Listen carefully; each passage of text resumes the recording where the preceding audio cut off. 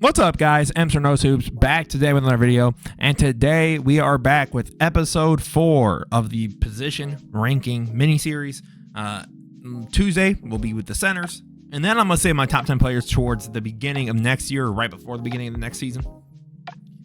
But yeah, we are currently at 793 subs, so please don't forget to leave a like, comment, subscribe. 7 subs away from 800, and then we're on the real road to 1K. So, don't forget to leave a like, comment, subscribe, and let's get right into it. Today, we are doing the top 10 power forwards. Again, I try my best to do unbiased, but some of it is obviously going to be. We're all human. I value stats from what I've watched with the guys. Playoffs to some extent. Injuries can take account. It all depends. But coming in at number 10, I've got Aaron Gordon. And by the way, if there's any names I forget, I mean, you could just remind me, but I try my best to really get all the names down that I knew I was going to like. And this 10th spot honestly could have gone to a lot of guys, but right now, I think it had to go to Aaron Gordon, who averaged 14, 7, and 4 on 56 from the field, 29 from 3, 66 from the line. But obviously, we know his defensive impact, averaging about a steal on the block, and just what he's able to help provide this Nuggets team. Now, the playoffs, he averaged 14, 41% from 3 on 2 a game, 59 from the field, 7 boards, 4 assists. And I mean, he did his part. Now, I think his lack of shooting at times for sure hurts the team. And they need a backup big desperately because, quite frankly, him running the small ball 5 is atrocious. However, I think this dude is very good. And I think that Aaron Gordon is a really great role guy that anyone would like on their team to try and win. But again, I think there's a little bit of a gap between him and the rest of the guys on this list just because of what I value, along with their offensive defensive production. And I might call a last second. No, I lied. Coming in at number 9, we have Evan Mobley. Evan Mobley averaged 15 or 16, 9, and 4 on 58 from the field, 37 from 3. However, let me make sure on 1 a game. So I want to make something abundantly clear. And then obviously he's giving you about 1.5 blocks and a steal a game. I will say this. I am not very high on Mobley's upside offensively like a lot of people are. For a lot of people, there's a discussion of wait till he does insert X. He will become insert Y. And now he will become Super Mobley. He's 22, right? So he for sure has time. And I think he just turned 23. A couple weeks ago. So happy birthday, Evan Mobley. I think he's very good. I think the issue is, though, we have seen, quite frankly, he's an offensive detriment to this team when they had to then call on him to be any form of offensive not even initiator, but just some form of an offensive threat. Right? I mean, he averaged 16 in the playoffs, 56 from the field, 28 from 3 on about 2 a game, 69 from the field, 2 blocks a game, which is awesome, and a steal. His defense is obviously all world. He's an incredible defender. I just think his offense is so bleh that I struggle to put him any higher. Can he get higher? Absolutely.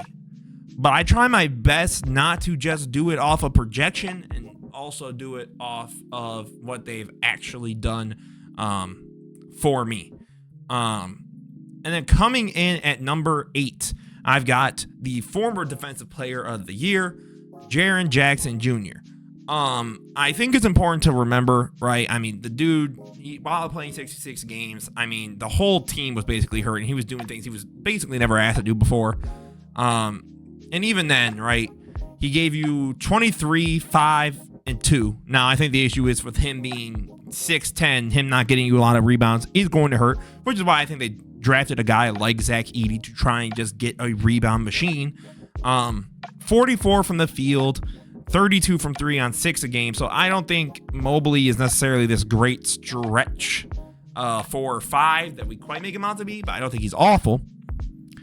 And then you got, again, I just like his offensive upside versus a guy like Mobley. I mean, he'll be turning 25 soon, I'm sure. But for me, I think it would be sort of foolish to fully bank on the upside of a player, because at some point, if that upside doesn't pan out and then we look back retrospectively, I think it'd be disingenuous to then go, well, no. Jared's always been better than Mobley. It's just Mobley, we thought, but no. If he's better at that point in time, he's better. And that's well and good, and that's fine. And you can even be wrong. Like, next year, if Evan Mobley makes the offensive leap that a lot of people project that he can do, you got it. Fantastic. I'm wrong. That's fine.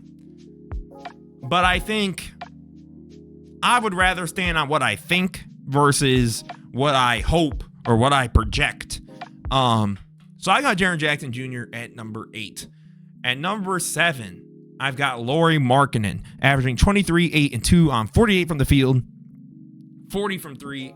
Basically, you can round it up to 90 from the line. I mean, this dude is legit. I think realistically, he just turned 27. Trade him, Utah. I don't think this is the best time. I think he's got this last season, basically, and then he's done. So at that point, I don't really know what else you could ask for. I mean, this dude, I think, is an elite second to third option on a championship caliber team. If he ends up on the Thunder, where you basically then can run a lineup of Shea, Caruso, J-Dub, Markkanen,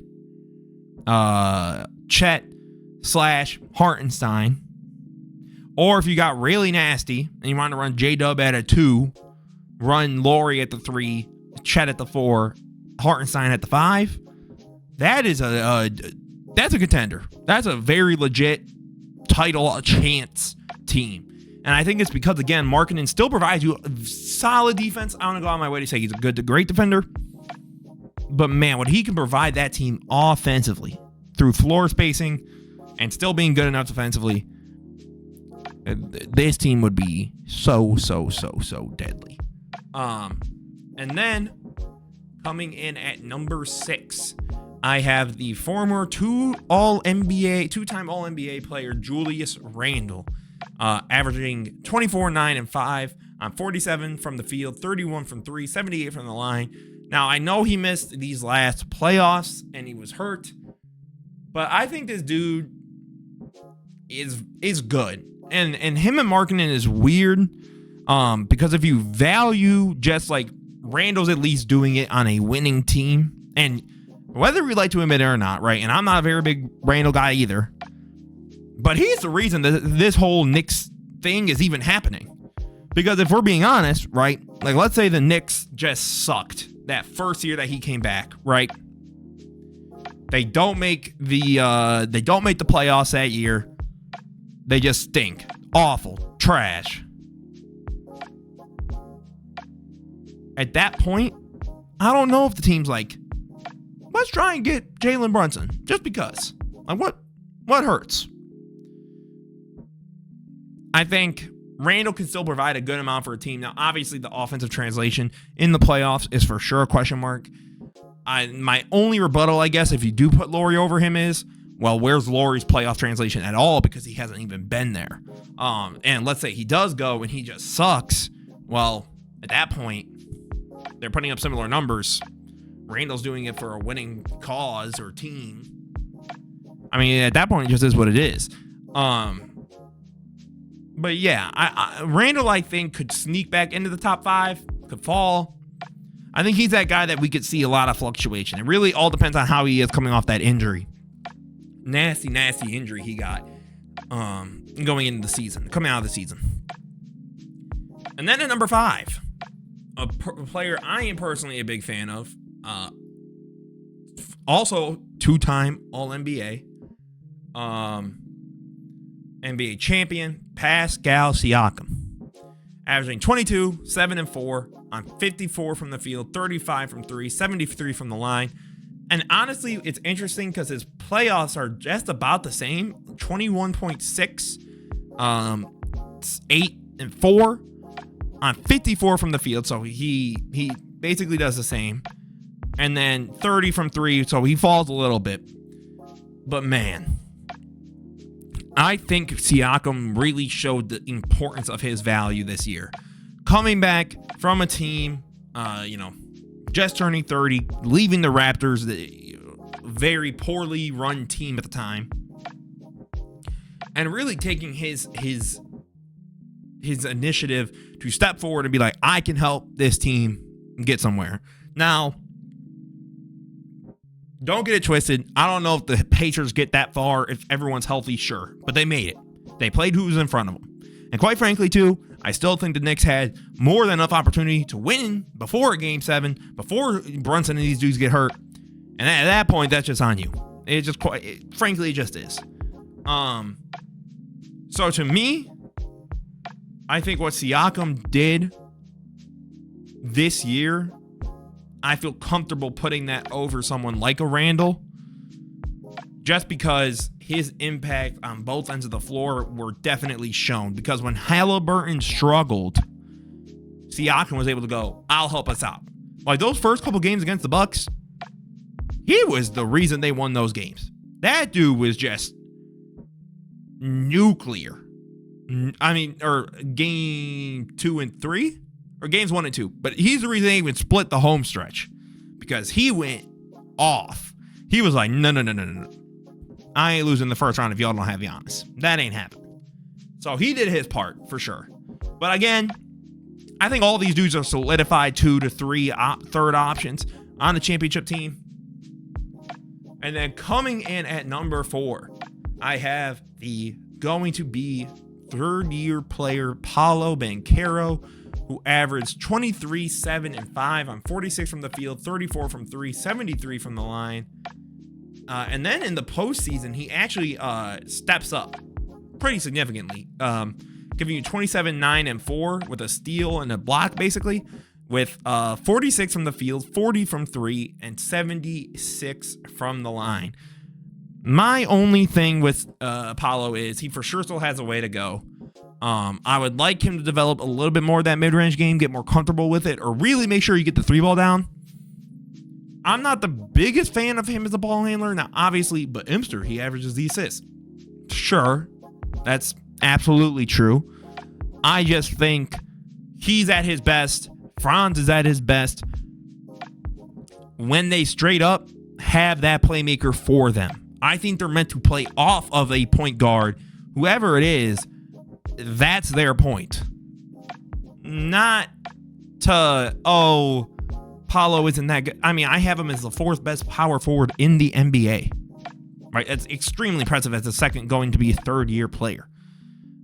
I just think he still has a ways to go, and that's perfectly fine. Coming in at number 3, Zion Williamson, averaging 23, 6, and 5, 57 from the field, 33 from 3, 70 from the line. Now, obviously, him getting hurt again sucks.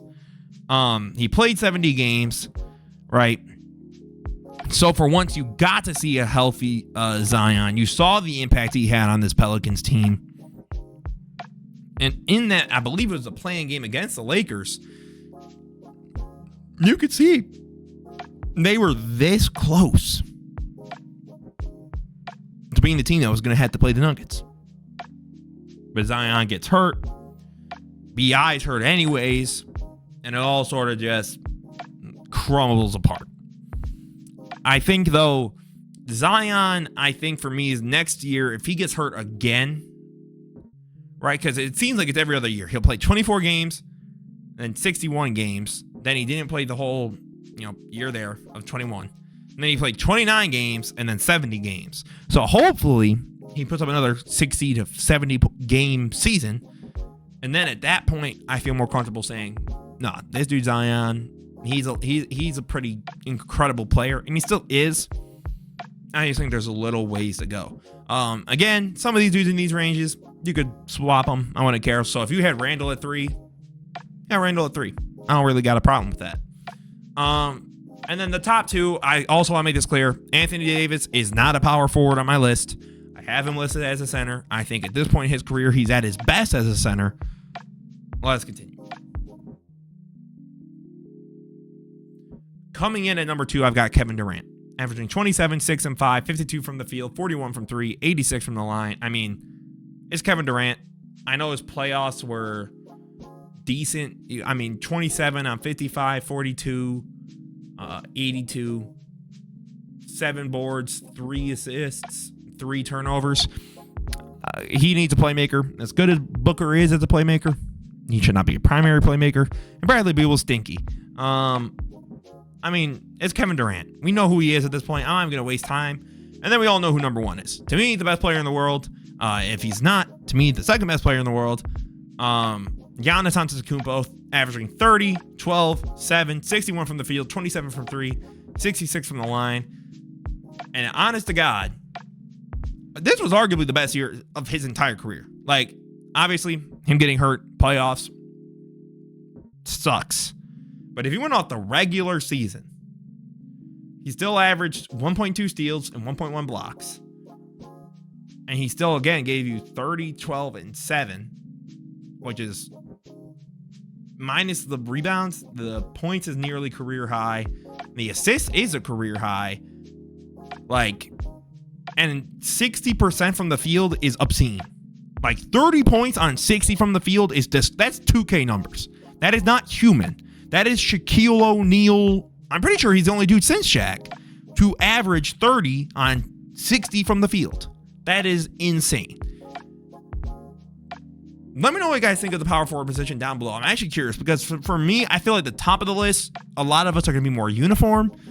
I think it's more the middle of the pack to the bottom of the list where you guys are probably going to have all your different feelings. But let me know what you guys think down below. Who are the best power forwards in basketball? As always, feel free to disagree. Let me know in the comments. I'm more than willing to discuss it. Love talking basketball. Please don't forget to leave a like, comment, subscribe. Have a beautiful rest of your day, guys. This was Answer No Hoops. Peace out.